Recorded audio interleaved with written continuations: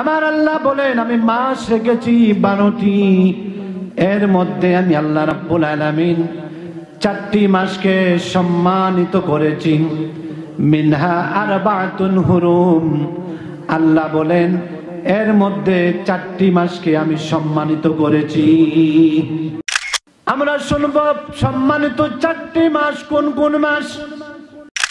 এই জমিনে একমাত্র মুহাম্মদ সাল্লাল্লাহু আলাইহি ওয়াসাল্লাম বাদে আল্লাহ রাব্বুল আলামিন এই দুলোকে, এই জমিনে যত নবী এবং রাসূলের সাথে কথা বলেছেন এর মধ্যে অন্যতম ছিলেন মুসা আলাইহিস সালাতু ওয়াসসালাম। নাম শুনছেন? উনি কোন সম্প্রদায়ের নবী? বনি ইসরাইলের। আর যে আয়াত আপনাদের খেদমতে আমি তিলাওয়াত করেছি এই আয়াতটা সূরা বনি ইসরাইলের আয়াত। সুবহানাল্লাহ বলেন। আমার রাসূল বলেছেন আমার উম্মতের মধ্যে আমার উম্মতদের হায়াত কম থাকবে, 60 থেকে 70 বছর হায়াত পাবে, খুব কম সংখ্যক আমার উম্মত 70 অতিক্রম করবে।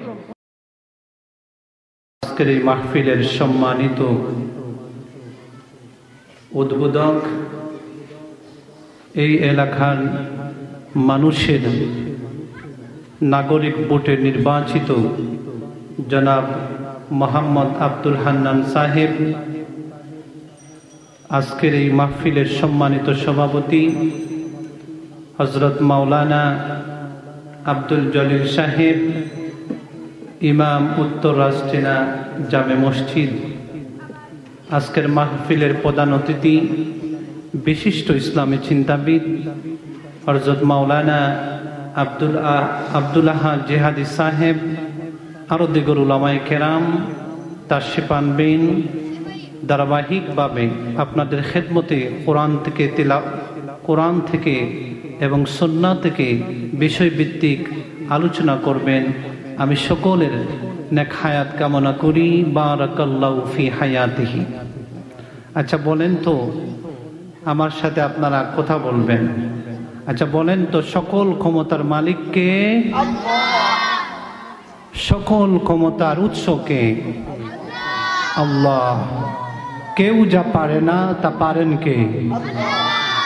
আসুন সেই আল্লাহ পাকের আলিশান দরবারে আমরা সকলেই সর্বপ্রথমেই আল্লাহ পাকের শুকর আদায় করে নিই।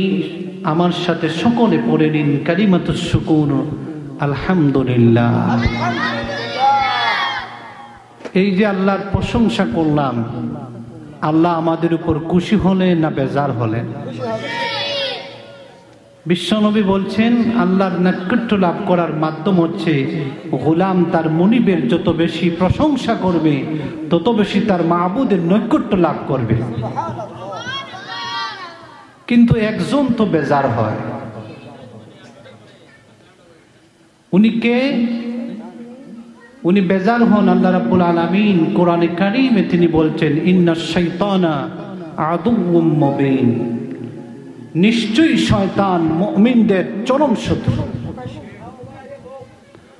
এজন্য শয়তানের দুটি গালে চপটাঘাত করি, হৃদয়ের সবটুকু ভালোবাসা অনুভূতি প্রকাশ করি,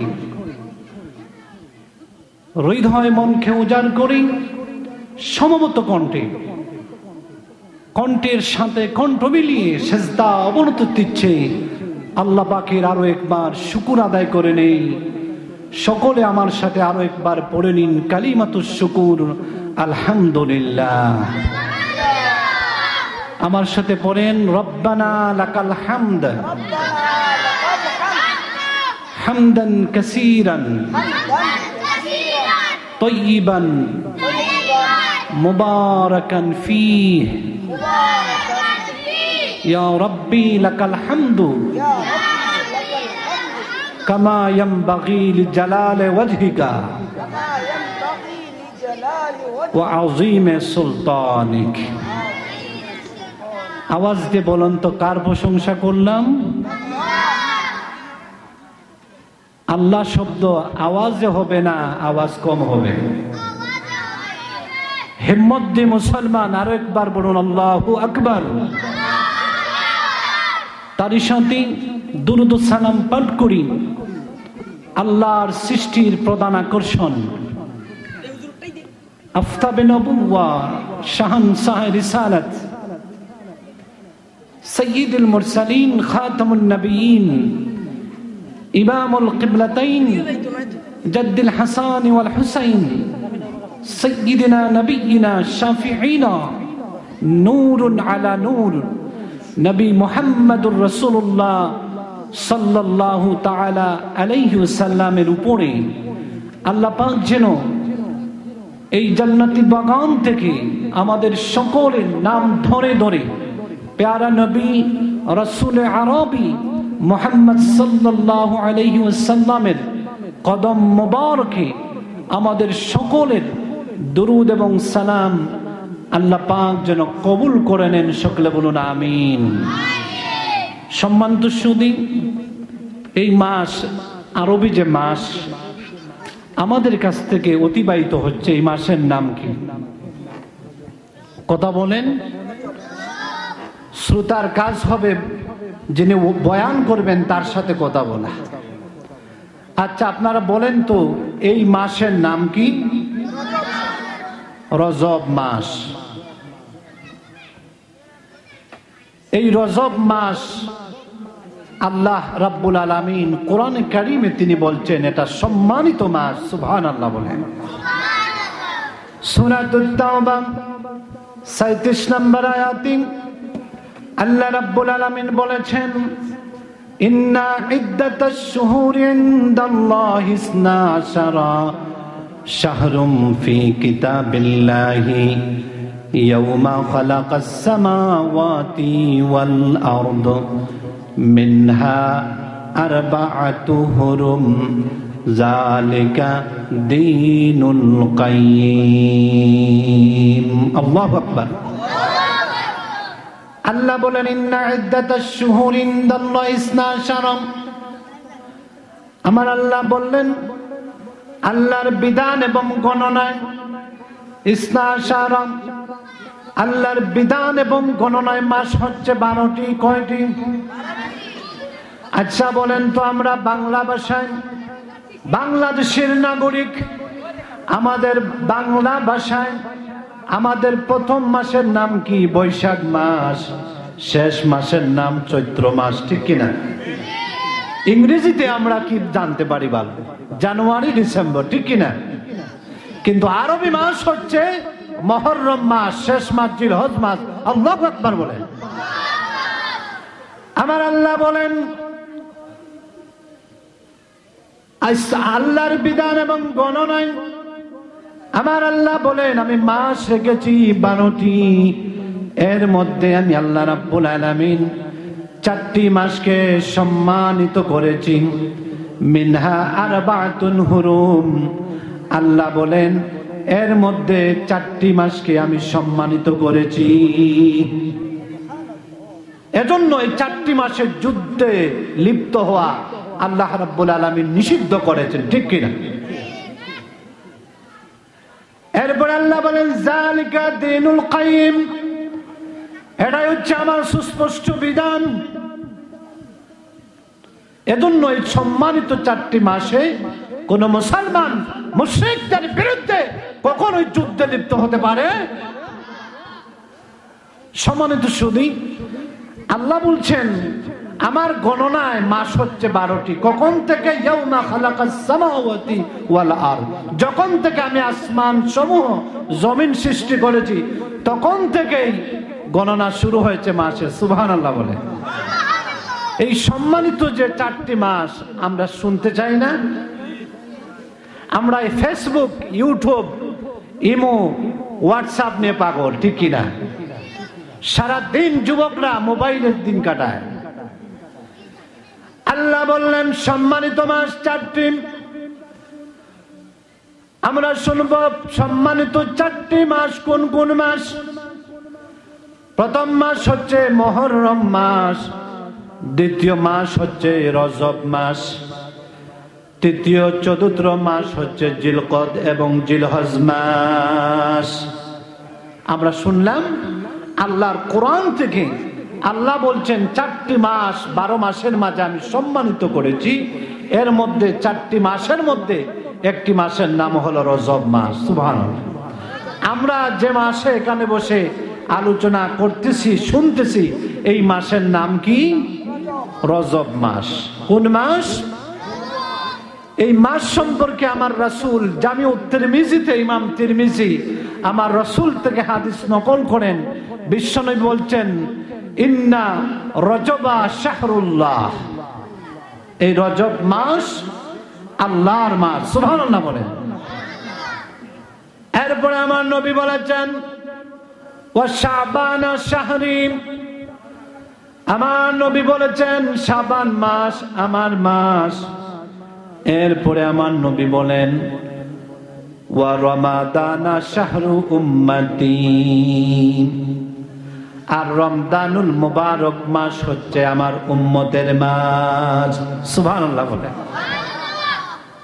আমরা আলোচনা করব রজব মাস নিয়ে, ঠিক কিনা? এই মাস কেন সম্মানিত? আচ্ছা বলেন তো, আল্লাহ রাব্বুল আলামিন এই জমিনে যত নবী রাসূল পয়গাম্বর পাঠিয়েছেন, সমস্ত ফুকাহায়ে কেরামের মত হলো 3টা মত খুঁজে পাওয়া যায়। একটা মত হলো 1,24,000 নবী রাসূল আল্লাহ পাক এই জমিনে পাঠিয়েছেন। আরেকটা মত পাওয়া যায় 2,24,000 নবী রাসূল পয়গাম্বর আল্লাহ পাক এই জমিনে পাঠিয়েছেন। আরেকটা মত পাওয়া যায় কোন আকীদার উলামায়ে কেরাম বলেছেন অসংখ্য অগণিত রাসূল নবী আল্লাহ পাক জমিনে পাঠিয়েছেন। 3টা মতের সমন্বয়ে আমরা একমত পোষণ করতে পারি। আদি পিতা আদম আলাইহিস সালাম থেকে শুরু করে মুহাম্মদ সাল্লাল্লাহু আলাইহি সাল্লাম পর্যন্ত যত নবী রাসূল পাঠিয়েছেন, প্রত্যেক নবী রাসূল ছিলেন জমিনে, আর আমার আল্লাহ ছিলেন কোথায়? আরশে আজিমে। আল্লাহু আকবার বলেন। কথা বুঝাতে পারছি আপনাদের?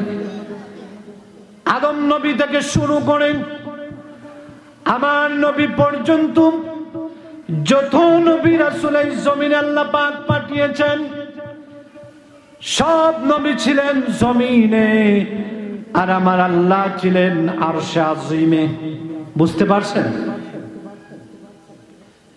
এই জমিনে একমাত্র মুহাম্মদ সাল্লাল্লাহু আলাইহি ওয়াসাল্লাম বাদে আল্লাহ রাব্বুল আলামিন এই দুলোকে, এই জমিনে যত নবী এবং রাসূলের সাথে কথা বলেছেন, এর মধ্যে অন্যতম ছিলেন মুসা আলাইহিস সালাতু ওয়াসসালাম।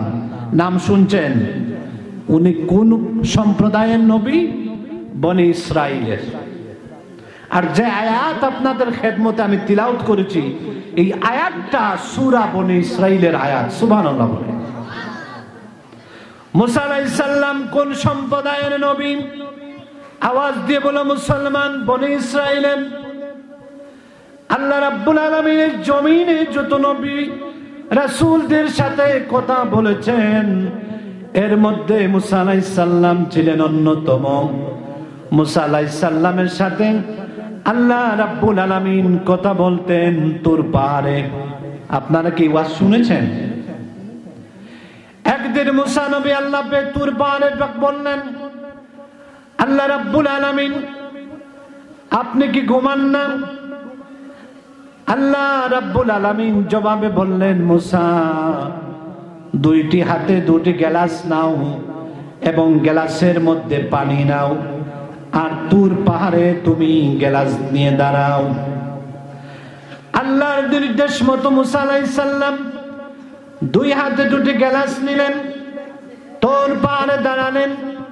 পানি নিয়ে যখন দণ্ডায়মান মুসা, আল্লাহ রাব্বুল আলামিন ঘুমকে ডাক দিয়ে বলেন, ঘুম তোমরা তুমি মুসাকে ধরো, মুসাকে আচ্ছন্ন করো। মুসা দাঁড়িয়ে রইলেন, মুসাকে ঘুম আচ্ছন্ন করলো। আচ্ছা বলেন, আমাদের শরীরে যখন তন্দ্রা আসে, ঘুম ঘুম ভাব আসে, তখন আমাদের শরীরের আমাদের ধারণ ক্ষমতা টিকে রাখতে পারি? দীর্ঘ রাত যদি আমরা সজাগ থাকি, দেখবেন বসা অবস্থায় ঘুম চলে আসে না? মুসা পানির গ্লাস নিয়ে দাঁড়িয়ে আছেন, আল্লাহ বললেন ঘুমকে, তন্দ্রা তুমি মুসাকে ধরো। আচ্ছা, তন্দ্রা মুসার কথা শুনবে না আমার আল্লাহর কথা শুনবে? আল্লাহ নির্দেশ দিলেন, তন্দ্রা তুমি মুসাকে ধরো। মুসার শরীরের মধ্যে ঘুম ঘুম ভাব চলে আসলো। যখন ঘুম তন্দ্রাচ্ছন্ন করলো, মুসার হাত থেকে গলাস মাটির মধ্যে পড়ে গেল, গলাস পড়ে ব্যঙ্গে চুরমার হয়ে গেল। মুসা আলাইহিস সালাম থমকে গিয়ে ঘুম থেকে সজাগ হলেন। আল্লাহ রাব্বুল আলামিন মুসাকে ডাক দিয়ে বলেন, মুসা তুমি যে আমাকে প্রশ্ন করেছো, আমাকে কি ঘুমে ধরে না? সামান্য দুটা গ্লাস পানি ভর্তি তোমার হাতে দিলাম, তন্দ্রাকে নির্দেশ দিলাম তোমাকে আচ্ছন্ন করার জন্য। ঘুম যখন তোমাকে ধরল, দুইটা গ্লাস, সামান্য দুটি গ্লাসের জিম্মাদারি নিয়ে তুমি থাকতে পারো নাই। তাহলে আমি আল্লাহ যদি ঘুমাই, তাহলে আমার সমগ্র জগৎটা অবস্থা কি হবে তুমি কি বুঝতে পারো? আমার আল্লাহ বললেন, লা তাখুযুহু সিনাতুন ওয়ালা নাওম, তন্দ্রা বা নিদ্রা আমাকে কখনোই আচ্ছন্ন করে না। কথা বুঝে আসছে আপনাদের? চলে আসি, সময় কম, আমার রসুলের আলোচনায়, রজবের আলোচনায়, ঠিক কিনা? সব নবী রাসূল ছিলেন জমিনে, আল্লাহ ছিলেন আরশে আযীমে। যে সকল নবী রাসূলদের সাথে আমার আল্লাহ কথা বলেছেন তারা ছিলেন জমিনে। একমাত্র মুহাম্মাদুর রাসূলুল্লাহ সাল্লাল্লাহু আলাইহি ওয়াসাল্লামের সাথে আল্লাহ রাব্বুল আলামিন দুলোক থেকে মেহমানদারি করিয়ে ঊর্ধ্বলোকে সিদরাতুল মুনতাহা অতিক্রম করে লা জামান লা মাকান ৭০,০০০ নূরের পর্দা অতিক্রম করে আরশে আযীমে আল্লাহ রাব্বুল আলামিন মুহাম্মদ সাল্লাল্লাহু আলাইহি সাল্লামকে নিয়ে সাক্ষাৎ করেছেন। সুবহানাল্লাহ। সব নবীর আল্লাহর সাথে সাক্ষাৎ হয়েছে জমিনে। সম্মান বাড়িয়ে আল্লাহ রাব্বুল আলামিন এই মাসে আমার নবীকে নিয়েছেন কোথায়? আরশে আযীমে। আব্দুল্লাহ ইবনে মাসউদ রাদিয়াল্লাহু তাআলা আনহু বলেন, ইবনে মাজাহতে হাদিস বর্ণিত, কত নিকটে আমার রাসূলকে আল্লাহ নিছেন। দুইটা দনুক যদি একত্রিত করা হয়, দুইটা দনুক যত নিকটবর্তী, আল্লাহ রাব্বুল আলামিন আমাদের নবীকে এর চাইতেও আরো তার নিকটে নিয়েছেন। সুবহানাল্লাহ।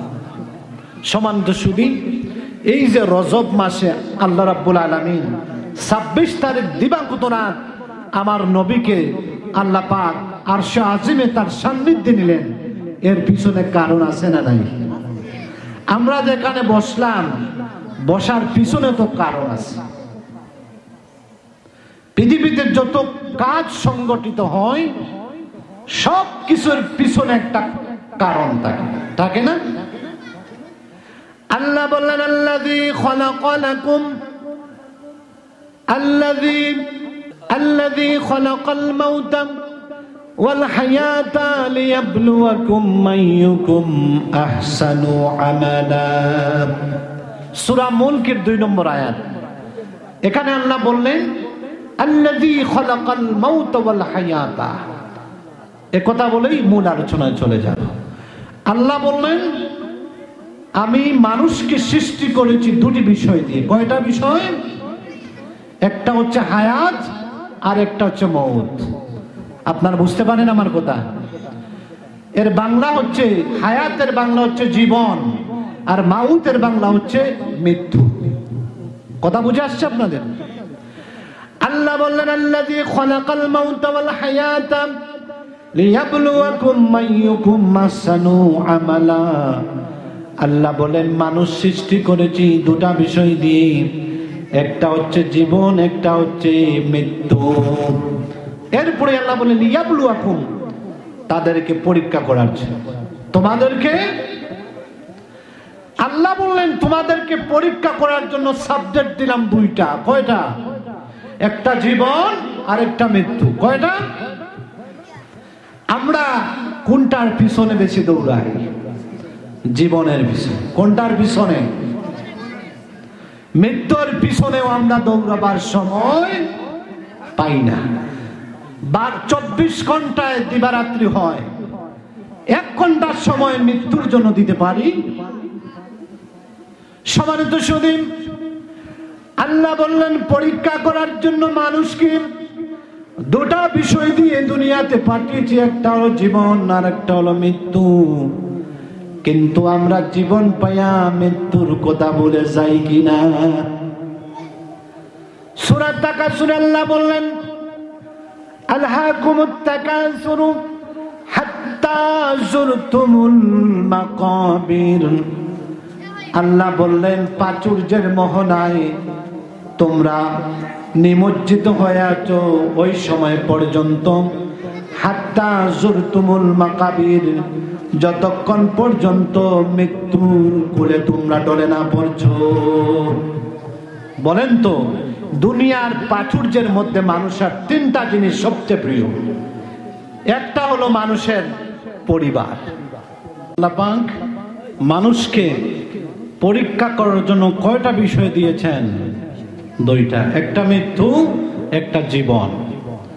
আমি বলতেছিলাম আমরা জীবনের পিছনে দৌড়াই বেশি। জীবনের পিছনে দৌড়ানোর 3টা বিষয় আমাদের। একটা হচ্ছে পরিবার, আর একটা হচ্ছে ধন সম্পদ, আর আরেকটা হচ্ছে আমাদের বাড়ি গাড়ি নারী। এই 3টা বিষয়ের পিছনে আমরা দৌড়াই। কতক্ষণ পর্যন্ত? আল্লাহ বলছেন হাত্তা যুরতুমুল মাকাবির, যতক্ষণ তোমরা মৃত্যুর কোলে ঢলে না পড়ো ততক্ষণ পর্যন্তই তোমরা দুনিয়ার প্রাচুর্যের পিছনে তোমরা দৌড়াও। ঠিক কিনা? সম্মানিত সুধী, আল্লাহ পরীক্ষার জন্য 2টা বিষয় দিলেন, একটা হলো জীবন, একটা মৃত্যু। আমরা জীবনের পিছনে দৌড়াই, মৃত্যুর কথা স্মরণ করি না। আমরা জনবলের দিকে মনোযোগ দেই, পরিবারের প্রতি মনোযোগ দেই, ধন সম্পদের পিছনে আমরা বেশি মনোযোগ দেই। ঠিক কিনা? কিন্তু আমি সে মৃত্যুবরণ করব, মরে যাব, এই চিন্তা আমাদের মাঝে। সম্মানিত সুধী, আল্লাহর হাবিব বলেছেন মানুষের জীবনকে 4 ভাগে ভাগ করা হয়েছে। একটা অংশ হলো মায়ের গর্ভে।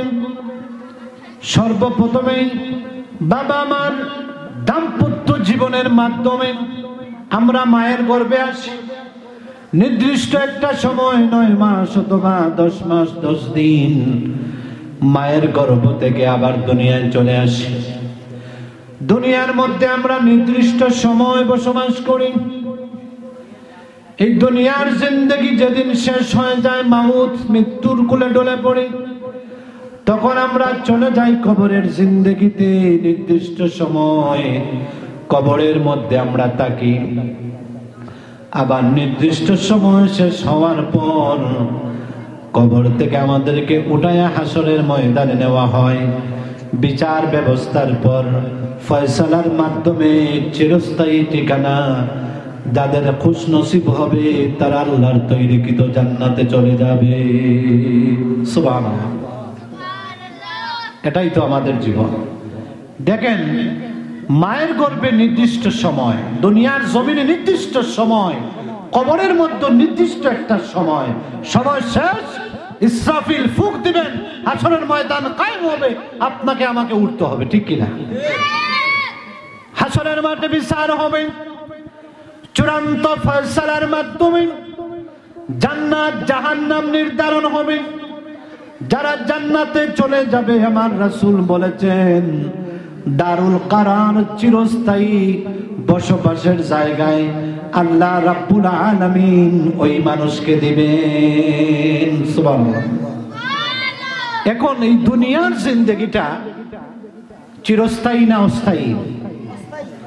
সূরা আসরের তাফসিরে আল্লামা জালালউদ্দিন সৈয়দী রাহমাতুল্লাহ আলাইহি ওয়াল আসরের সময়ের কসম যে আল্লাহ খেয়েছেন, এর ব্যাখ্যা দিতে গিয়ে জালালউদ্দিন সৈয়দী রাহমাতুল্লাহ আলাইহি তিনি বলেছেন যে আখিরাতের একদিন দুনিয়ার 50,000 বছরের সমান একদিন হবে। সুবহানাল্লাহ। এখন দুনিয়ার জমিনে আমার রাসূল বলেছেন আমার উম্মতের আয়ু থাকবে কম, 60 অথবা 70 বছর জমিনে থাকবে। আমার উম্মতের মধ্যে খুব অল্প সংখ্যক উম্মতেরা 70 বছর অতিক্রম করবে। কথা বুঝে আসছে আপনাদের? আমার রাসূল বলেছেন আমার উম্মতের মধ্যে আমার উম্মতদের হায়াত কম থাকবে, 60 থেকে 70 বছর হায়াত পাবে। খুব কম সংখ্যক আমার উম্মত 70 অতিক্রম করবে। যারা 60 বছর হয়ে গেছে বাবারাম, হাঁটুতে ব্যথা, মাজার মধ্যে ব্যথা, বুকে ব্যথা, আস্তে আস্তে মৃত্যুর যাত্রী হয়ে যাচ্ছেন। আমার আল্লাহর হাবিব বলেন দুনিয়ার জিন্দেগি সূরা আসরের তাফসিরে জালালউদ্দিন সৈয়দী বলেন আখিরাতের একদিন দুনিয়ার 50,000 বছরে একদিন হবে। উনি তার সমাধান এনেছেন দুনিয়ার জমিনে যদি কোনো মানুষ 60 বছর জীবিত তাকে হায়াত পায়, আল্লাহ রাব্বুল আলামিন আখিরাতের মাত্র 2 ঘন্টা সময় তাকে দিয়েছেন। সুবহানাল্লাহ। তাহলে আখিরাতে যে আমরা উঠব এর মাত্র 2 ঘন্টা সময় দুনিয়ার জিন্দেগি। কয় ঘন্টা? 2 ঘন্টা। এই দুনিয়ার জিন্দেগিকে আল্লাহ রাব্বুল আলামিনের হাবিব বলেন আল্লাহ রাব্বুল আলামিন 4টি ভাগে ভাগ করে দিয়েছেন। একটা হলো শৈশবকাল, বাল্যকাল। এ সময় বুঝ শক্তি আমাদের কম থাকে, চঞ্চলতা থাকে। আমার হাবিব বলেছেন 2 নম্বরে আল্লাহ রাব্বুল আলামিন আমাদের দুনিয়ার 2 ঘন্টা সময়ের জিন্দেগিকে 2 নম্বরে যৌবন শক্তিমত্তা দিয়েছেন। শৈশবকাল জন্মের দিন থেকে 16 বছর পর্যন্ত। কয় বছর? আপনি জন্ম নিলেন 1987 ইংরেজির পহেলা মে, এই দিন থেকে শুরু করে 16 যেদিন পরিপূর্ণ হবে আপনার শৈশবকাল অতিক্রম করে চলে যাবেন যৌবনকালে। এখানে আমার বাবার বয়সী মুরব্বীরা আছেন, যৌবনকে শৈশবকে অতিক্রম করেন, যৌবনকে অতিক্রম করে বয়সের পূর্ণতাকে অতিক্রম করে বার্ধক্যের দিকে তারা নিমজ্জিত হয়েছেন কিনা। আরো আছেন শৈশবে যারা পদার্পণ করেছেন, শৈশবকাল অতিক্রম করেন যুবক বাচ্চারা। এখানে আমার যুবক ভাইরা আছেন যারা যৌবন শক্তিমত্তায় পদার্পণ করেছেন, ঠিক কিনা। আবারও কিছু মানুষ আছেন যারা পরিপূর্ণ বয়সে তারা পৌঁছে গেছে। আমার হাবিব বলেছেন শৈশবকাল হলো 1 থেকে জন্মের দিন থেকে 16 বছর, 17 শুরু থেকে 40 বছর পর্যন্ত যৌবন শক্তিমত্তা। 3 নম্বর স্টেপ হলো পরিপূর্ণ বয়সের পূর্ণতা, 41 শুরু 60 পর্যন্ত। আর যারা 60 অতিক্রম করবে তারা 60, 61 যেদিন শুরু হবে এরপর থেকে যতদিন দুনিয়ায় বাঁচবে বার্ধক্যকাল, বৃদ্ধ বয়স। এই 4টি কাল অতিক্রম করে হাসরের মাঠের মাত্র 2 ঘন্টা সময়।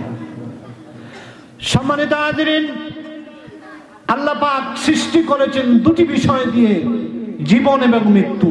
2টা বিষয় দিয়েছেন পরীক্ষা করার জন্য। আমরা পরীক্ষার জন্য একটা বিষয় নিলাম জীবনকে। জীবনের জন্য পাগল, সকাল থেকে 12 ঘন্টা ডিউটি করি, কাজ করি দুনিয়ার স্বার্থের জন্য, কিন্তু আখিরাতের সামানের জন্য আমরা 1 ঘন্টা সময় বার করতে পারি।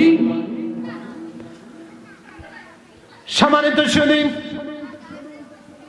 সরাসরি চলে যায় আলোচনা। বলেছিলাম এই মাসের নাম কি? রজব মাস।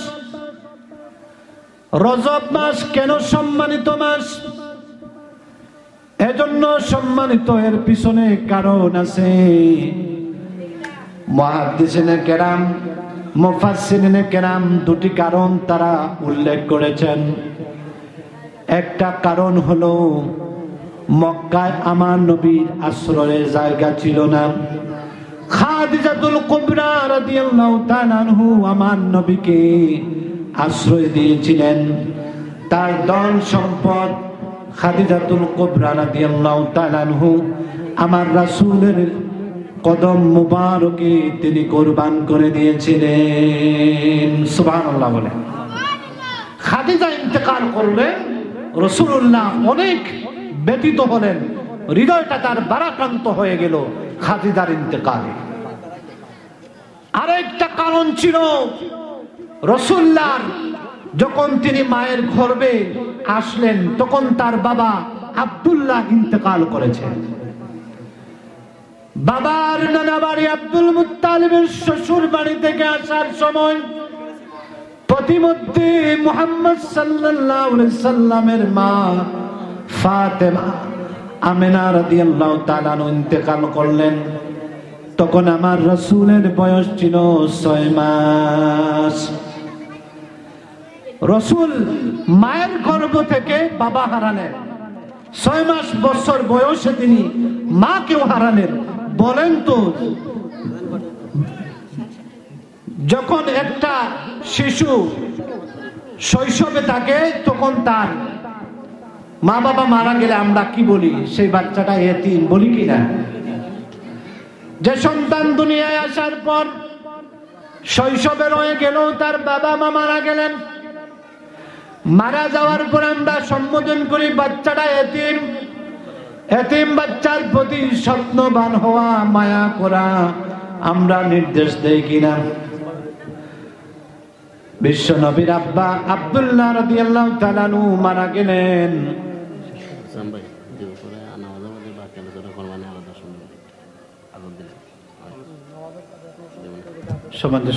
আজানের পর নামাজ হবে না? নামাজের পরে আলোচনা হবে ইনশাআল্লাহ। অতিথি চলে আসছেন, আপনারা যারা বাড়িতে আসেন চলে আসেন, আলোচনা হবে কোরআন থেকে, শুনবেন, জান্নাতের বাগানে বসবেন, আল্লাহর পক্ষ থেকে গুনাহ মাফ হবে, সওয়াব আমলনামায় যাবে ইনশাআল্লাহ। সম্মানিত সুধী, সাউন্ড ঠিক করব। আমি বলতেছিলাম নামাজের পূর্বে আমরা যে এখানে বসলাম, বসার পিছনেও কারণ আছে। পৃথিবীতে যত কাজ সংগঠিত হয়, যত কর্ম সম্পাদন হয়, এর পিছনেও একটা কারণ থাকে। এজন্য আল্লাহ রাব্বুল আলামিন আমার রাসূলকে ইসরা রাত্রিকালে ভ্রমণ করিয়েছেন, এর পিছনেও কারণ আছে। যেমন আমার রাসূলের কলিজার টুকরা আবুল কাসিম রাদিয়াল্লাহু তাআলা আনহু ইন্তেকাল করলেন। 10 দিন অথবা 1 মাস দুনিয়ার জমিনে তিনি ছিলেন। আল্লাহর মনসা হয়েছে, আল্লাহর ইচ্ছা হয়েছে নবী করিম সাল্লাল্লাহু আলাইহি সাল্লামের কলিজার টুকরা আবুল কাসিম রাদিয়াল্লাহু তাআলা আনহুকে আল্লাহর নিকট নিয়ে যাবেন। আল্লাহ রাব্বুল আলামিন আবুল কাসিম রাদিয়াল্লাহু তাআলা আনহুকে রাসূলের কলিজার টুকরা দুনিয়ার জমিন থেকে তিনি ইন্তেকাল করলেন। রাসূলুল্লাহ সন্তান হারাইয়া, সন্তান হারানো বেতায় হৃদয় ব্যতীত, আল্লাহর হাবিবের মনটা ভারাক্রান্ত। বলেন তো মুসলমান, কোন দম্পতির যদি সন্তান মারা যায়, ওই মা বাবা সন্তান হারাইয়া হাসে না কাঁদে? কথা বলেন। কোন মা এবং বাবার স্বামী স্ত্রীর বৈবাহিক বন্ধনের মাধ্যমে সংসার জীবন শুরু হয়, স্বামী স্ত্রীর মিলামেশার মাধ্যমে আল্লাহ রাব্বুল আলামিন নেককার সন্তান তাদেরকে দান করেন। এই এলাকার উত্তর রাষ্ট্রীরা নাকি এই এলাকার অনেক যুবক যুবতী যৌবন শক্তিমত্তায় স্বামী স্ত্রীর বন্ধনে সুন্নাহ তরিকায় আবদ্ধ হয়েছেন কিনা? তাদের দাম্পত্য জীবন চলতেই থাকে। দাম্পত্য জীবনের মাধ্যমে আল্লাহ রাব্বুল আলামিন যাকে সন্তান দেওয়ার ইচ্ছা পোষণ করেন তাকেই তো সন্তান দান করেন, ঠিক কিনা? আর ওই সন্তান যদি পিতা এবং মাতার হাতে মারা যায়, ছেলে হোক অথবা মেয়ে হোক, দুনিয়ায় আসার পর মা বাবার হাতে যদি লাশ নিয়ে জানাজার মাঠে জানাজার নামাজ পড়ে কবরে শায়িত করতে হয়, ওই মা বাবাকে জিজ্ঞেস করেন, বন্ধুরা আমার, সন্তান হারাইয়া তাদের হৃদয় মনটা কতটুকু ব্যথিত ভারাক্রান্ত, ঠিক কিনা? এই এলাকায় এমন মানুষ থাকতে পারে দাম্পত্য জীবন 10 বছর 5 বছর এমনকি 20 বছর চলে গেছে, কিন্তু একটাও সন্তানের মা এবং বাবা তারা হতে পারে না। সম্মানিত শুধু ওই পিতা মাতাকে জিজ্ঞেস করেন, তোমাদের দাম্পত্য জীবনের মাধ্যমে সন্তান নাই, সন্তান শূন্যতা বিয়োগ তোমাদের কলিজা কতটুকু জারকার করে দিয়েছে। ভাইরা আমার, যে দাম্পত্য জীবন চলতেই থাকে কিন্তু সন্তান নাই, এই দাম্পত্য জীবনে কোনো শান্তি নাই। পিছনে কারণ কি?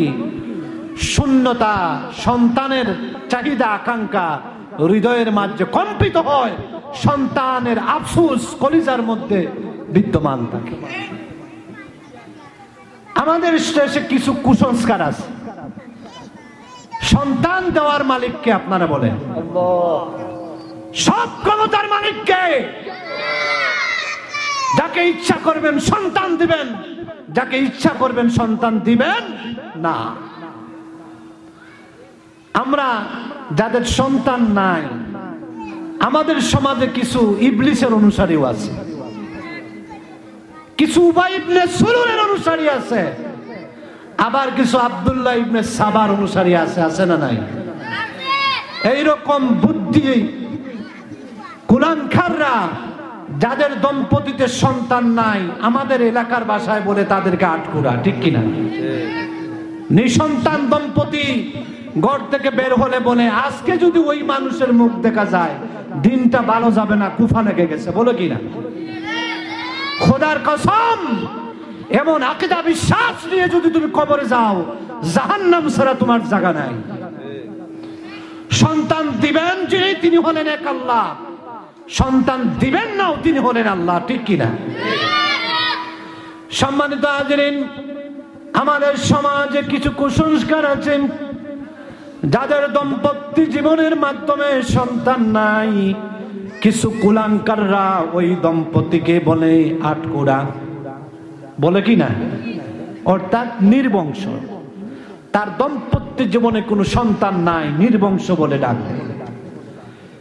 আর যদি ঝগড়া লেগে যায়, কি পাওয়ার দেখাও, কি তোমার তো কোনো সন্তানই নাই, আটকুড়া, বলে কি না? যার সন্তান নাই হৃদয়টা ব্যতীত। আবার যদি কোনো মানুষ তাকে কষ্ট দেয়, আটকুড়া মনে, নির্বংশ মনে, বলেন তো মুসলমান ওই দম্পতির মানুষ কষ্ট পাবে না আনন্দ পাবে? অবশ্যই তারা কষ্ট পাবে। আবার যদি সন্তান জন্ম নেওয়ার পর মারা যায়, দাম্পত্য জীবন 2 বছর 5 বছর 10 বছর অতিক্রম করার পর আল্লাহ রাব্বুল আলামিন ইচ্ছা পোষণ করলেন ওই দম্পতিকে সন্তান দিবেন। ওই সন্তান দুনিয়ায় আসার পর 10 দিন 15 দিন 20 দিন অথবা 1 মাস সন্তান বাবা মার মায়া মমতা নিয়ে আবার যখন দুনিয়ার জমিন থেকে বিদায় নেয়, ওই দম্পতির স্বামী স্ত্রীর কষ্ট হয় না, আনন্দ হয়। অবশ্যই সেই সন্তান হারা পিতা মাতার হৃদয়টা, সন্তান ছিল না এক বেতা, সন্তান আসার পর চলে গেল ডাবল বেতা নিয়ে হৃদয়টা ব্যথিত ভারাক্রান্ত হয়ে যায়, ঠিক কিনা? মুসলমান বলতেছিলাম আমার নবীর কলিজার টুকরা আবুল কাসেম রাদিয়াল্লাহু তাআলা আনহু ইন্তেকাল করলেন আমার রাসূল ব্যতীত বারাক্রান্ত। হাদিসে আসছে আমার রাসূল এত বেশি কষ্ট পেলেন, কষ্ট তার চোখ দিয়ে পানি গাল ভিজে ভিজে পড়তে থাকলো। মানুষের হৃদয়ের মনের ব্যথা প্রকাশ পায় চোখের পানির দ্বারা, ঠিক কিনা? নয়ন থেকে যখন পানি ঝরে বোঝা যায় মানুষ কষ্টের মধ্যে আছে। সম্মানিত সুধী, আমার রাসূলের কলিজার টুকরা আবুল কাসেম ইন্তেকাল করলেন। আমার রাসূল হৃদয়টা ব্যথিত, ভারাক্রান্ত মন, চক্ষু দিয়ে পানি ঝরতেছে। এমতা অবস্থায় কাফেরদের সর্দারের মধ্যে একজন সর্দারের নাম ছিল আস ইবনে উরাইল। আমার নবীকে সম্বোধন করে বলে বাতারা মুহাম্মদ, নাউজুবিল্লাহ বলে। সে বলল যে মুহাম্মদ নির্বংশ হয়ে গেছে, নাউজুবিল্লাহ বলে। বলেন তো রাসূলুল্লাহর কলিজার টুকরা আবুল কাসেম রাদিয়াল্লাহু তাআলা আনহু বিদায় নিয়েছেন, রাসূলুল্লাহর মনটা ব্যথিত।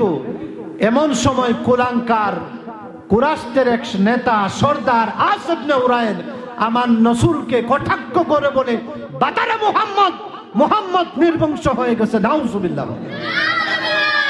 মুসলমান বুদ্ধি দিয়ে বিবেক দিয়ে উত্তর দাও। এমন কথা শোনার পর আমার রাসূলের মন ব্যথিত হলো না আনন্দিত হলো? অবশ্যই আমার রাসূল ব্যথিত হলেন। একদিকে সন্তান হারা ব্যথা, আর একদিকে কাফের কুফফারদের তিরস্কার। আল্লাহর রাসূলের শান নিয়ে শান মানকে খাটো করা, আমার রাসূল ব্যথিত হলেন। আল্লাহ রাব্বুল আলামিন তার বন্ধুর ব্যথা সইতে না পেরে জিবরিল আমিনকে বললেন, জিবরাইল যাও যাও আমার নবীকে সুসংবাদ দাও, আমার রাসূলের সব ব্যথা দূর করে আমি আল্লাহ রাব্বুল আলামিন সন্তান নিয়েছি, সন্তানের চেয়েও আরো বেশি নিয়ামত আমার নবীকে আমি দান করলাম। সুবহানাল্লাহ। আল্লাহ রাব্বুল আলামিনের পক্ষ থেকে জিবরিল আমিন আমার রাসূলের কাছে নিয়ে আসলেন ওহী, ইন্না আতাইনাকাল কাউসার। জিবরিল আমিন বললেন, হে নবী, আপনাকে আল্লাহ রাব্বুল আলামিন আল কাউসার দান করেছেন। যত নবী কিংবা রাসূল এসেছেন, কোন নবী এবং রাসূলকে আল্লাহ রাব্বুল আলামিন কাউসার দান করেন নাই। সেই কাউসার কি শুনতে রাজি আছেন আপনারা? আমার নবী বর্ণনা দিয়েছেন জান্নাতের একটা কুয়া, একটা কূপ। এখন তো আমাদের এলাকায় নলকূপ আছে না নাই? আবার গভীর নলকূপ এখন বের হয়েছে, চাপ দিলে পানি চলে আসে। কিন্তু 40 বছর আগর মানুষকে জিজ্ঞেস করেন, এই এলাকায় আগে কুয়া ছিল, কূপ ছিল, ইন্দারা যেটা আমরা বলতাম, ইন্দারা থেকে আমরা বালতি দিয়ে পানি উঠাতাম কিনা। ওই পানি উঠাইয়া গোসল করতাম, ওযু করতাম, কাপড় চোপড় ধুইতাম। দৈনন্দিন জীবনের পানির যত চাহিদা আছে আমরা কুয়ার পানি দিয়ে মিটাতাম, ঠিক কিনা? আমার নবী বলেন কাউসার কি? মুসলমান শুনুন, জান্নাতের মধ্যে একটা নহর, একটা কুয়া। এর কুয়ার দেওয়াল আল্লাহ রাব্বুল আলামিনের হাবিব বলেছেন, আল্লাহ রাব্বুল আলামিন কুয়ার পার, কুয়ার এরিয়াটা কি? আমার হাবিব বলেছেন কুয়ার পাশে আমরা যে পুকুর খনন করি, পুকুরের পার দেই না, উঁচু করে আমরা দেওয়াল দেই না, পুকুরে বন্যার পানি অথবা কোনো কিছু ঢুকতে না পারে। জান্নাতের মধ্যে একটা নহর হলো, সে নহরের নাম হচ্ছে কাউসার। আমার নবী বলেন এই নহরের চতুর্দিকে আল্লাহ পাক দেওয়াল দিলেন মণি এবং মুক্তা দিয়ে। সুবহানাল্লাহ। মণি মুক্তার দাম কম না বেশি? আমাদের যমুনের পুকুরের মাটির দেওয়াল দিয়ে পুকুরকে আমরা আবদ্ধ করি, এই মাটির চেয়ে মণিমুক্তার দাম কম না বেশি? আমার রাসূল বলেন জান্নাতের নহরের নাম হলো কাউসার। আল্লাহ রাব্বুল আলামিন এই কাউসারের দেওয়াল দিলেন মণিমুক্তা দিয়ে। এরপরে আমার নবী বলেন এই কুয়ার পানি দুধের চেয়েও সাদা। কিসের চেয়ে সাদা? দুধ দেখছেন আপনারা, গাভী দুধ দেয়, দুধ খাইছেন। এখানে আমরা যারা বসলাম প্রত্যেকেই মায়ের স্তন থেকে আমরা দুধ খেয়েছি, ঠিক কিনা? মায়ের স্তন থেকে দুধ খেয়ে আমরা বড় হয়েছি। ডাক্তার কি বলে? 6 মাসের ভিতরে শাল দুধ মার খাওয়াতে হবে, অন্য কোনো খাবার সন্তানকে খাওয়ানো যাবে না। রাসূল বলেন হাউজে কাউসারের নহরের পানি হবে দুধের চেয়ে সাদা। কথা বলেন, মিষ্টির চেয়ে মধু। সুবহানাল্লাহ বলেন। মিষ্টি খাইছেন আপনারা? আমরা তো বেঙ্গলের মিষ্টি খাই, রাজমহলের খাই, আবার কুটুম বাড়িরও মিষ্টি আছে, আছে না নাই? আছে না নাই?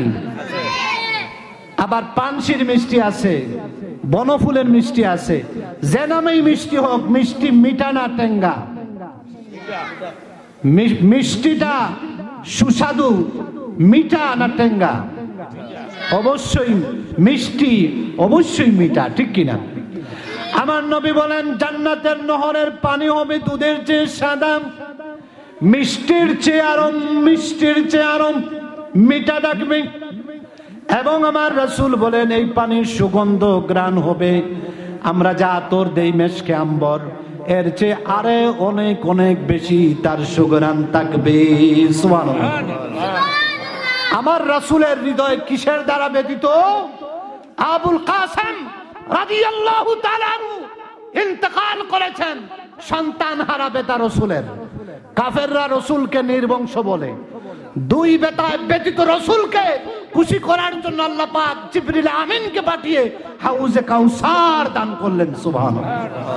পৃথিবীতে যত নবী আসছেন, কোন নবী রাসূলকে হাউজে কাউসার আল্লাহ পাক দেন নাই, ঠিক কিনা?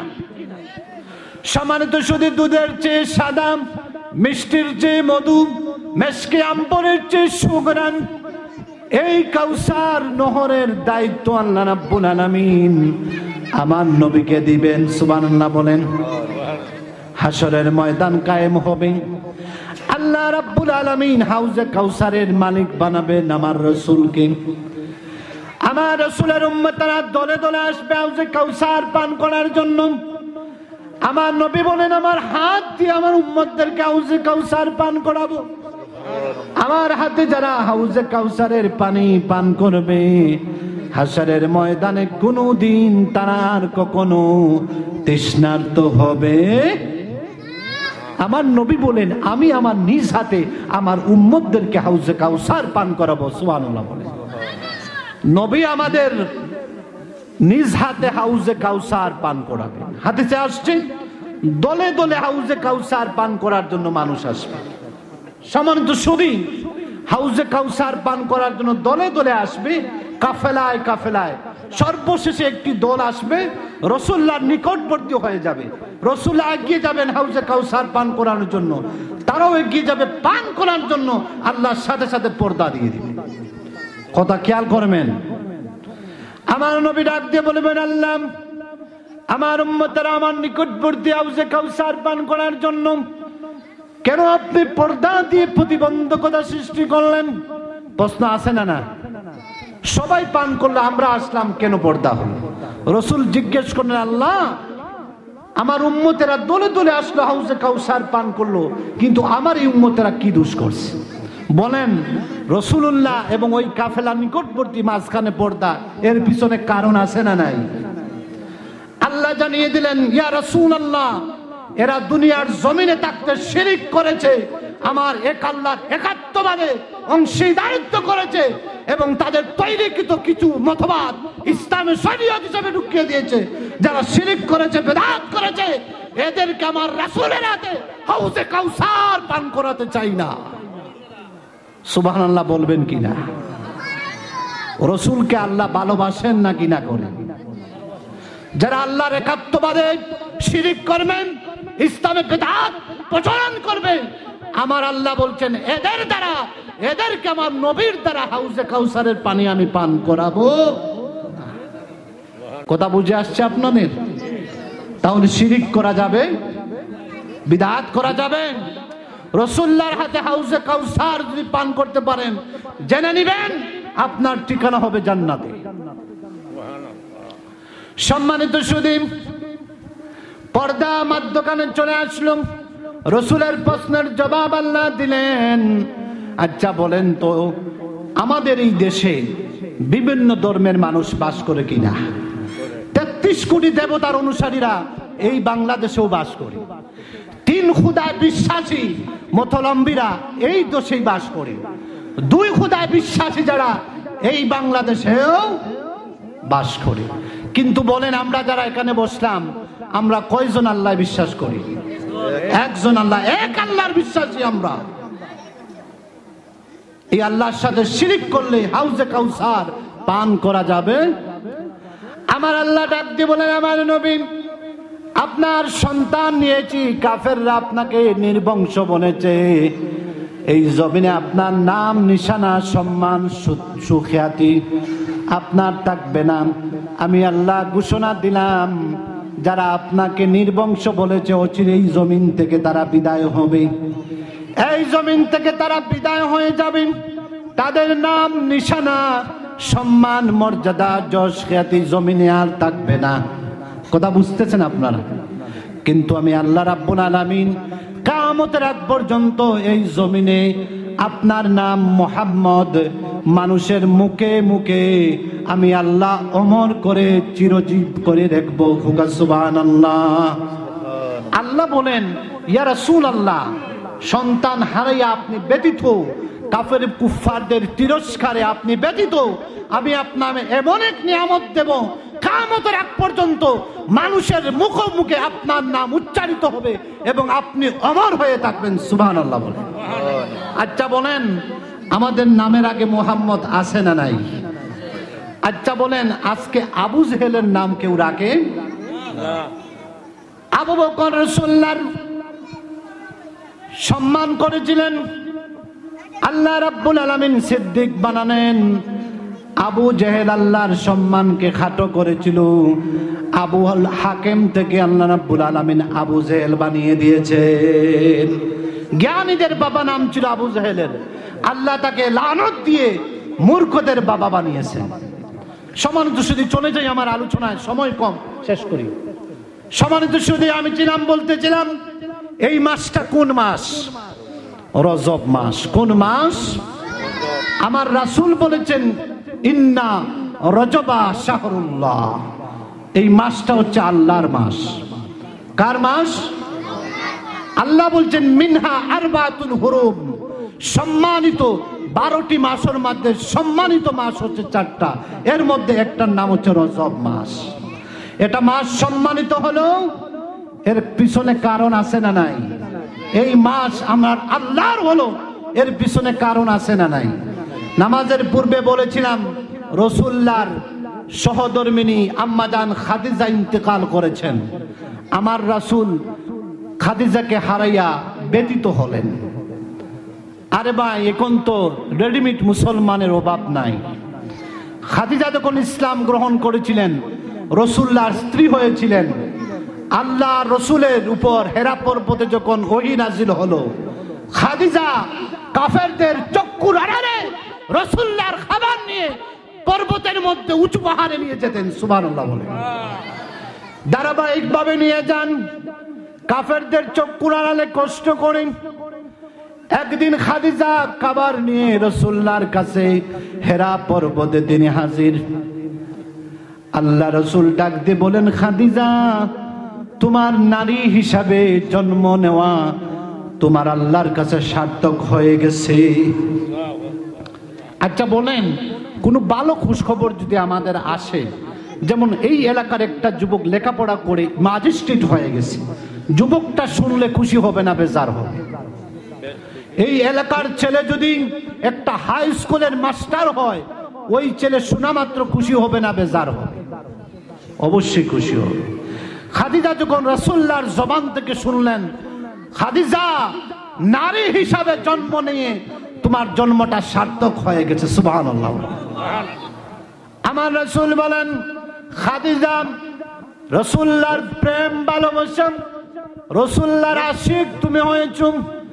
আল্লাহ তোমার উপর খুশি হয়ে আল্লাহ রাসূলের আনুগত্য দেখে আল্লাহ রাব্বুল আলামিন জিবরিল আমিনের মাধ্যমে এই মুহূর্তে তোমাকে সালাম দিয়েছেন। সুবহানাল্লাহ। রাসূলুল্লাহর জন্য কাফিরদের চক্ষুর আড়ালে গুহা, এর উপর হচ্ছে পর্বত, 500 ফিট উপরে যায় জায়গা, এটা হচ্ছে পর্বত বলা হয়, এটাকে হেরা পর্বত বলা হয়। 500 ফুট উঁচা। যারা হজে গেছেন, হেরা গুহা যারা উঠছেন তারা বলতে পারবেন কত উঁচা। এখন তো সৌদি সরকার সিঁড়ি দিয়ে মানুষকে উঠার তথ্য প্রযুক্তি দিয়েছে, কিন্তু আগে তো এগুলা ছিল না। রাসূলুল্লাহর জন্য খাদিজা কাফেরদের চক্ষুর আলোরে খাবার নিয়ে হেরা পর্বতে গেলেন। আল্লাহ খুশি হয়ে সালাম দিলেন। খাদিজা সেজদায় পড়ে গেলেন। সেজদা থেকে মাথা উঠিয়ে চক্ষু ভিজিয়ে তিনি বললেন, খাদিজা বললেন, ইয়া রাসূলুল্লাহ, আল্লাহর সালামের জবাব দেওয়ার মতো জবান আমার নাই, রাসূলুল্লাহ আপনি তার জবাব দেন। সুবহানাল্লাহ বলবেন না? রাসূলুল্লাহ খাদিজার পক্ষ থেকে আল্লাহর সালামের জবাব দিলেন। শুধু তাই নয়, জিবরিল আমিন আমার রাসূলকে জানিয়ে দিলেন, ইয়া রাসূলুল্লাহ, আল্লাহ খাদিজাকে সালাম দিয়েছেন, আল্লাহর পরে আমি জিবরাইল ও খাদিজাকে সালাম দিলাম। আল্লাহ যেখানে খাদিজাকে সালাম দিয়েছেন, জিবরাইল সালাম দিবেন কিনা? জিবরাইল যখন সালাম দিলেন, রাসূল বললেন, শুধু আল্লাহ তোমাকে সালাম দেন নাই, বার্তা বাহক যিনি ওহী নিয়ে আসেন জিবরিল আমিন খাদিজা তোমাকে সালাম দিছেন। খাদিজা বলেন, ইয়া রাসূলুল্লাহ, জিবরিলের সালামের জবাব আমি দিতে পারবো। সুবহানাল্লাহ বলে। এমন নারী এই সমাজে প্রয়োজন আছে না নাই? এই খাদিজাকে হারাইয়া রাসূল ব্যতীত। আরেকটা কারণ ছিল, রাসূলুল্লাহর মায়ের গর্ভে বাবা ইন্তেকাল করলেন। আব্দুল্লাহ 6 মাস বয়সে আব্দুল মুত্তালিবের শ্বশুর বাড়ি থেকে, রাসূলুল্লাহর বাবার নানার বাড়ি থেকে যখন তিনি আসছিলেন মক্কাতে, প্রতিমধ্যে তার মা ইন্তেকাল করলেন আমেনা। তখন রাসূলুল্লাহর বয়স 6 মাস। আমার রাসূল এতিম হয়ে গেলেন। আব্দুল্লাহর বাবা আব্দুল মুত্তালিব রাসূলুল্লাহর লালন পালনের দায়িত্ব নিলেন। বাবার হাতে সন্তান ইন্তেকাল, সন্তানের উরুসজাত সন্তান নাতি, তার দায়িত্ব কে নেয়? এ সমাজে আছে না? দাদার হাতে বা বাবার হাতে সন্তান মারা গেছে, সন্তানের দম্পতিতে ছেলে আসছে, তার মাও নাই বাবাও নাই, বাবা আছে মা নাই, এরকম এতিম সন্তান আছে না নাই? আমার রাসূল বাবা হারায়া এতিম, মা হারায়া এতিম। এতিম নবীর দায়িত্ব নিলেন দাদা আব্দুল মুত্তালিব। সুবহানাল্লাহ বলেন। আব্দুল মুত্তালিব যখন মৃত্যুর কোলে ঢলে পড়লেন, বুঝতে পারলেন যে আমিও তো চলে যাচ্ছি। এতিম নবী মুহাম্মদ, তার লালন পালনের দায়িত্ব কে নেবে? আব্দুল মুত্তালিবের সন্তানের মধ্যে একজন বিশ্বাসী সন্তান ছিলেন আবু তালেব। আবু তালেবকে ডাকলেন, আব্দুল মুত্তালিব, বাবা আবু তালেব, তুমি আমার কাছে আসো। এই যে অবুঝ বাচ্চা মুহাম্মদ দেখছো, বাবা হারাইয়া মা হারাইয়া এতিম, এতদিন তার লালন পালন বরণ পোষণের দায়িত্ব আমি নিলাম। আজকে আমি দুনিয়া থেকে বিদায় হচ্ছি, তার আর কোনো অভিভাবক নাই। আমি তোমার হাতে আমার নাতি মুহাম্মদকে তোমার হাতে তুলে দিলাম। কিসের জন্য? তার লালন পালনের দায়িত্ব নেওয়ার জন্য। সুসন্তান যদি হয় বাবার ওসিয়ত পূরণ করে, ঠিক কিনা? বাবা যদি বলে যান আমার মরার পরে আমার সম্পদ থেকে 50 শতক জায়গা মসজিদে দিও, সন্তানের দায়িত্ব বাবার ওসিয়তকে পূরণ করা, ঠিক কিনা? আব্দুল মুত্তালিব দায়িত্ব দিলেন আবু তালিবকে, আমার সন্তানকে তুমি আমার নাতি মুহাম্মদকে লালন পালন। কথা বুঝতেছেন আপনারা? আমার রাসূলের দায়িত্ব নিলেন আবু তালিব। আবু তালিবের অসংখ্য সন্তান, কোন সন্তানকে আবু তালিব বুকের মধ্যে জড়ায়া ধরে নাই, সিনার মধ্যে রেখে ঘুম পাতায় নাই। আচ্ছা বলেন, অনেক সন্তানের বাবারা আছেন যারা সন্তান দুনিয়ার জমিন থেকে বিদায় হয়েছেন, যাদের সন্তান আছে ছোট্টবেলা বাবা মা লালন পালন করে মায়া মমতা করে অনেক সন্তানকে সিনার মধ্যে রেখে আদর করে সন্তানকে রাত্রিতে ঘুম পাড়ায় আসে না নাই? আমরাও তো আমাদের বাবা মার সিনার মধ্যে আদর করে রাখছেন, সেখানে আমাদেরকে আদর করে ঘুম পাতাইছেন, এরপরে আমাদেরকে বিছানায় দিয়েছেন। সম্মানিত, শেষ করছি আমি। আবু তালেব রাসূলুল্লাহকে একাধিকবার যখন দায়িত্ববার আসলো লালন পালনের, সিনার মধ্যে তিনি ঘুম পাড়ালেন। সুবহানাল্লাহ। যখন আবু তালেব ইন্তেকাল করলেন, রাসূলুল্লাহ খুশি হবেন না বেজার হবেন? অবশ্যই হৃদয়টা ভারাক্রান্ত, ব্যথিত হবে। আল্লাহ রাব্বুল আলামিন একদিকে খাদিজা ইন্তেকাল, আর একদিকে আবু তালেব চাচা ইন্তেকাল। আল্লাহর রাসূল ভারাক্রান্ত মন, আল্লাহ রাব্বুল আলামিন মনকে খুশি করার জন্য, রাসূলুল্লাহকে প্রফুল্ল করার জন্য মন, আল্লাহ রাব্বুল আলামিন জিবরিল আমিনের মাধ্যমে আমার নবীকে জানিয়ে দিলেন, রজব মাসের 26 তারিখ দিবাগত রাত্রে আমার নবীকে খুশি করার জন্য দুলির দড়া থেকে ঊর্ধ্বলোকে ভ্রমণ করিয়ে আমি আল্লাহর সান্নিধ্যে আরশে আজিমে আমার নবীকে নিয়ে আসবো। সুবহানাল্লাহ। এটাই হচ্ছে আমার রাসূলের ইসরা মেরাজ। সুবহানাল্লাহ। সম্মানিত শুধু আমি শেষ করছি, আমার রাসূল মা একদিকে খাদিজাকে হারালেন ব্যতীত, আরেকদিকে আবু তালেব চাচাকে হারালেন রাসূলুল্লাহ ব্যতীত।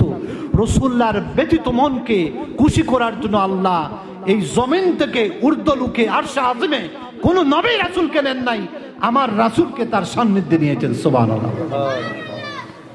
এই সান্নিধ্যে নিয়েছেন আমার রাসূলকে। সুবহানাল্লাহ বলেন।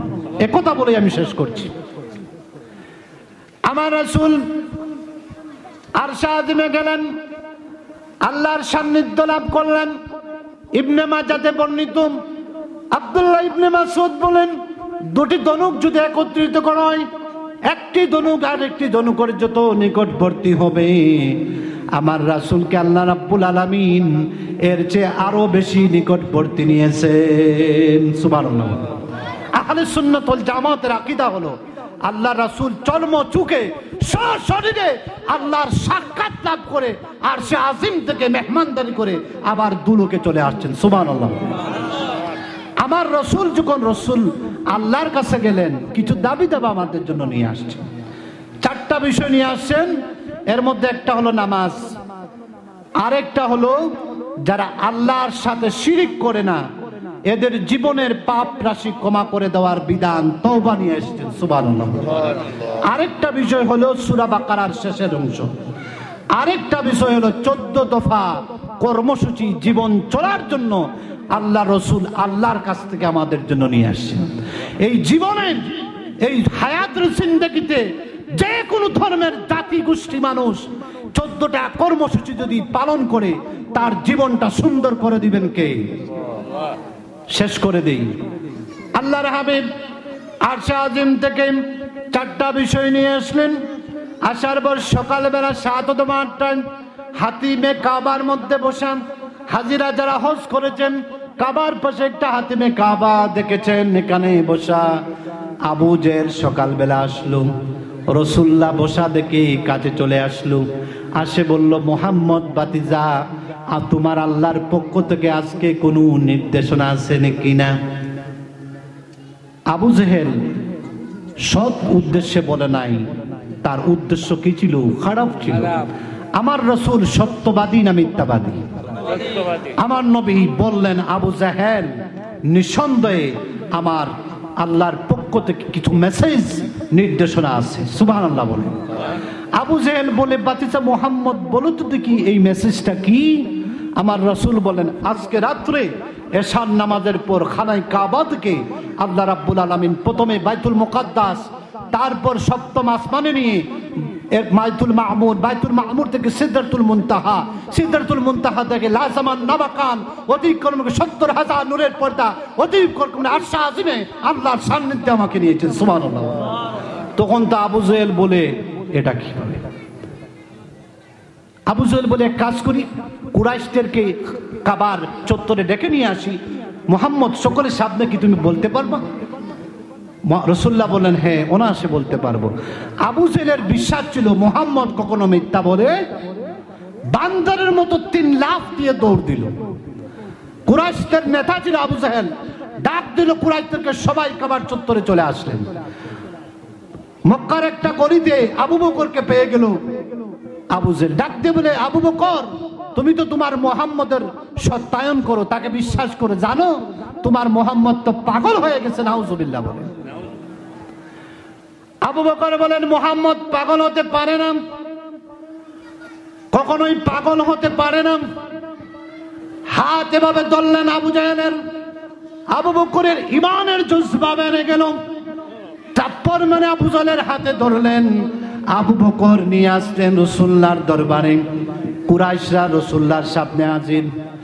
আসার পরে আল্লাহ রাসূল আবু বকরকে জিজ্ঞেস করেন, বলেন আবু বকর তোমার সাথে সাক্ষাৎ হয় নাই, বলতেও পারি নাই, আজকে রাত্রে দুলির দোড়া থেকে ঊর্ধ্বলোকে নিয়ে আরশে আজিমে আল্লাহর সান্নিধ্য লাভ করেছি। আবু বকর সাথে সাথে বললেন, আল্লাহর রাসূল যা বলেছেন নিঃসন্দেহে এটা সত্য। সুবহানাল্লাহ। নারে তাকবীর, নারে রিসালাত, আহলে সুন্নাত ওয়াল জামাত জিন্দাবাদ, জিন্দাবাদ।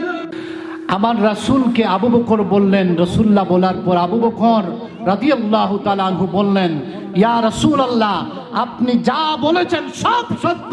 সুবহানাল্লাহ বলেন। আল্লাহ রাসূল বলেন, আবু বকর এতদিন তোমার নাম ছিল আবু বকর, আজ থেকে তোমার নামের আগে দিয়ে আবু বকর সিদ্দিক। সুবহানাল্লাহ বলেন।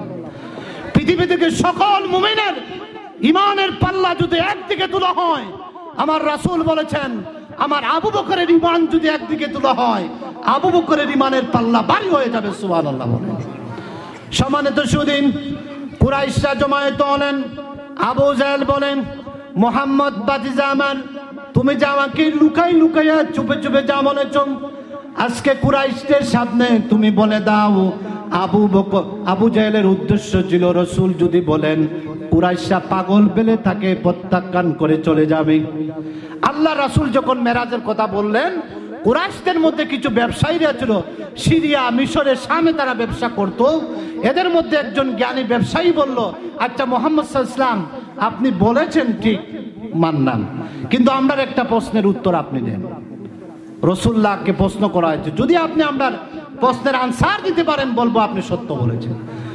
তারা দাঁড়িয়ে বলল, আপনি যে ইসরা হয়েছে খানায় কাবাতে বাইতুল মুকাদ্দাস গেছেন, বাইতুল মুকাদ্দাসে সব নবী রাসূলের রূহের ইমামতি করেছেন, এই বাইতুল মুকাদ্দাসের দরজা কয়টা, জানালা কয়টা, যদি আপনি বলতে পারেন তাহলে বিশ্বাস করব আপনার ইসরা হয়েছে।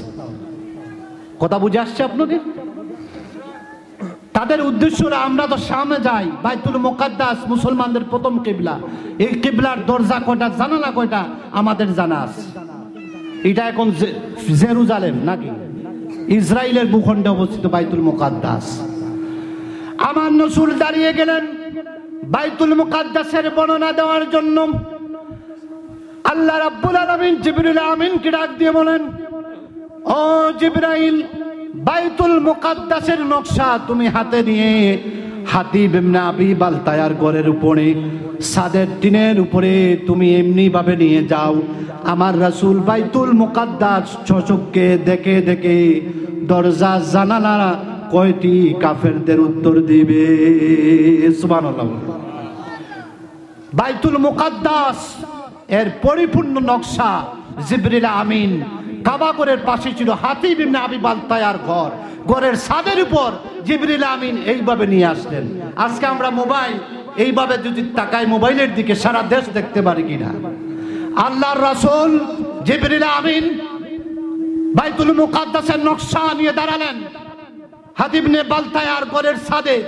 আল্লাহর রাসূল নিজ চক্ষু মোবারক দিয়ে দেখে দেখে বাইতুল মুকাদ্দাসের জানালা দরজা কয়টি ছিল, কাফেরদের প্রশ্নের উত্তর দিয়ে দিলেন। সুবহানাল্লাহ বলে। ওই বুদ্ধিজীবীরা জ্ঞানীরা বলল রাসূলুল্লাহ সঠিক বলেছেন। সুবহানাল্লাহ বলে। এই মুজিজা ছিল আমার রাসূলের। আল্লাহ পাক যেন আমাদেরকে রজব মাস, সম্মানের মাস, ঝগড়া বিবাদ, ফিতনা ফাসাদ, মানুষের উপর যুদ্ধ বিগ্রহ করা থেকে বিরত থেকে এই মাস যুদ্ধ নিষিদ্ধের মাস, এই মাস সম্মানের মাস। ইন্না রজবা শাহরুল্লাহ, এটা আল্লাহর মাস, আল্লাহর মাস। আমরা যেন আল্লাহর মাসে আল্লাহর নৈকট্য লাভ করতে পারি। আল্লাহ যেন আমাদেরকে তৌফিক দেন। সকলে বলেন আমিন। আসসালামু আলাইকুম ওয়া রাহমাতুল্লাহি ওয়া বারাকাতুহু।